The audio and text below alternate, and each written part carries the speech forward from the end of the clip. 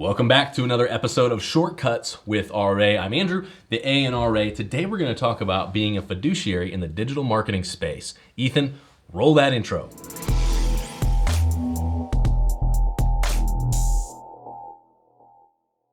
Fiduciary. Man, 5 syllables, that's a big word for me. I am not securities licensed. I don't have my 65 or anything like that. I am insurance licensed. I still do maintain a few clients on the insurance side of things.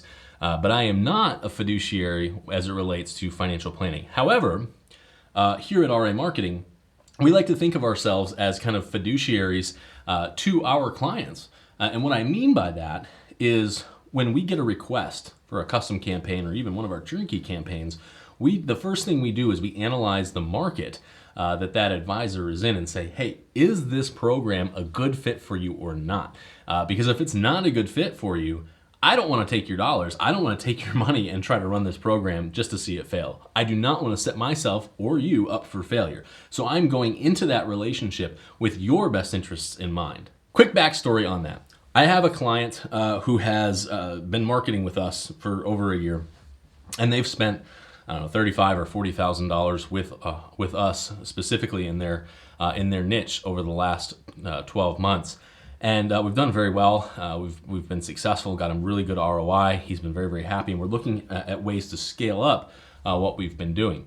So without getting into too many details here, essentially he came to me with an idea and said, hey, I want to try this strategy. What do you think? Do you think it's possible? Do you think it would work? And I did some research on it, and I said, you know what?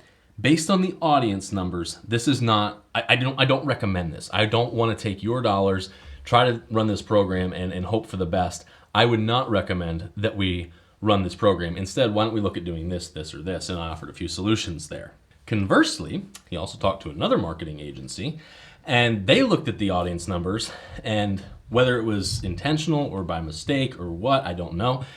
They looked at the audience numbers and they said, I don't know what the folks over at RA are talking about, but there are 10 times as many people in that audience than what they told you. So I got that information. It was emailed back to me, and my client said, hey, this is what your competitor said. What say you? And at first I was a little bit I was embarrassed. Did I make a mistake? Did I really screw that up? Did I look at his audience numbers and really make that big of a mistake that I was literally 90% off in my predictions? And so I dug into it a little bit. I kind of studied the information that he had received from my competitor, and it turned out that I had not made a mistake. Essentially what we were trying to target was a group of people who were turning the age of 65, currently 64, turning 65 within the next 6 months in a relatively small area. And I had come up with about 4,000 people. My competitor had come up with about 50,000 people. And as it turned out, my competitor had used slightly different metrics than I had. I had used 64 turning 65 in the next 6 months. My competitor had used people who are 64 to 65 plus that have a birthday in the next 12 months. Well, everybody's got a birthday in the next 12 months, so that's kind of a bogus part of the stat. But the key there is that they were targeting people who are 65 plus. These are the people that are over the age of 65. You may or may not know this, but Facebook does not allow you to target segmented ages above the age of 65. So the only options we have as marketers are ages 13 to 64. We can target each individual age from there. But after age 64, we cannot target people that are over the age of 65 individually. We can't say, I want to target just 67-year-olds. I have to target 65 plus. So what had happened is this other marketing company had looked at the market and said, yeah, there's 50,000 people that are 64 to 65 plus that have a birthday in the next 12 months. And that's why their numbers are so much higher. So that's all that to say, when I get a request and, hey, can you do this? Can you do that? Can we run this program or that program in my market? The first thing I want to do is think about you and your business. Is this going to succeed? Am I going into this order with the anticipation that this is going to succeed or this is going to fail? Because if I go into it with the anticipation this is going to succeed, then yes, I'll take your order, I'll run your program, and we're going to do a great job. If I look at your market and I say, you know what? I don't think this is a good idea for you. I don't think this is good for you and your business. And here's why. I'm always going to offer supporting data as to why I don't think it's going to work. I'm doing that not because I don't want your business. I'm doing that because I don't want your business to fail. So think about that the next time you're talking to a digital marketing agency. Think about the fact that they need to be going into each and every conversation with your best interest in mind.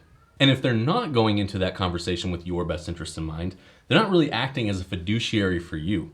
That's my goal as a digital marketer for financial advisors. I want to go into each and every relationship kind of thinking as a fiduciary. Is this what's best for my clients? Is this actually going to serve their business the best? Because yeah, I could say to each of these clients, like, yeah, go ahead. Yeah, we can run that campaign. Give me your money. Give me your money. Give me your money. I'll run that campaign. And if it doesn't work, the hell with you. It doesn't matter. But that's not how we want to grow this business. We want to grow this business with long-term healthy relationships. And so if I say to one of my clients, man, I don't think you should run this thing here, it's not because I'm not interested in your business. It's because I am interested in your business. So think about that the next time you're looking at running a marketing campaign. Make sure you're talking to digital marketers that actually know what they're doing when it comes to the targeting options. Make sure they have your best interests in mind. We'll see you around for the next shortcut. Click subscribe. If you have any comments, throw those in the comment section below. If you have any questions, reach out to us. There's buttons around here. We'd love to see you around for the next video, and we'll be dropping more all the time, so check back soon. Take care.